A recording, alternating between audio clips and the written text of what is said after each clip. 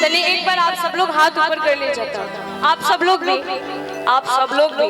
कि भर दे झोली मैया भोली बिगड़ी बनाने आए हैं।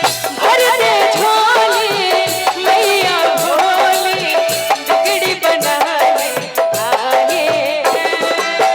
तेरे दर पे ओ मेरी मैया तेरे दीवाने आए हैं।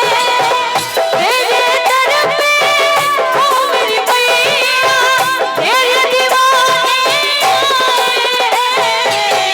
भर दे झोली मैया भोली बिगड़ी बनाने आए हैं।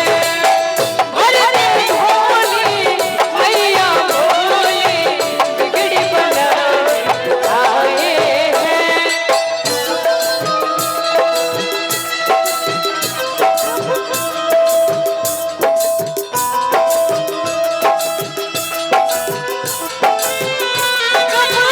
आगे जिस्म सजा आओगी मैया कब आओगे देर न हो जाए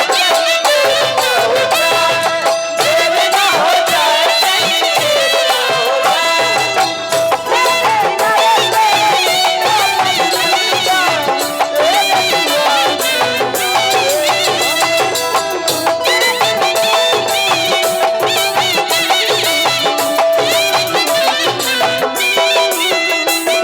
हो जाए करम उस पे जपे जो तेरी माला। तू चाहते तो खुल जाए तकदीर का ताला।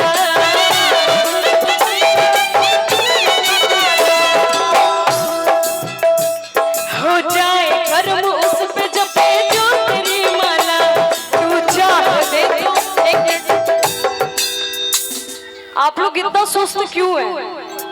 अभी पूरा दुर्गा जी के पंडाल घूम के लिए बड़ा चाहिए से तना नो उ त हमरा के पता बटे रोवा सबरी दुर्गा जी के पंडालों घूमत हो हम जाता माई के दर्शन थोड़ी ना कर जातो को बजा। जब माई के भजन ठीक नहीं लगत त माई के दर्शनों करे त नहीं जातो कब जा। नया नया माई आइल होयन जा, कितना दीदी लोग आइल होयन जा, वहां लोग से भी तो भेंट करे जाते हो कम जा। की हाले दिल ना मैया तुमको सुनाने आए कि भर दे झोली मैया भोली बिगड़ी बनाने आए हैं।